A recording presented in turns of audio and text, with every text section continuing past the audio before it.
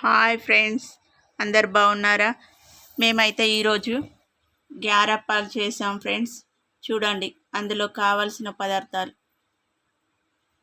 బొబ్బరిపప్పు, ఎల్లిపాయ జీలకర్ర, కారం, ఉప్పు, కలియమాకు, ఉల్లాకు, కొత్తిమీర వేసి వాటర్ పోసి మంచిగా ఉండలు లేకుండా పిండిని కలపాలి ఫ్రెండ్స్. ఇలా చేసాం ఫ్రెండ్స్, చూడండి.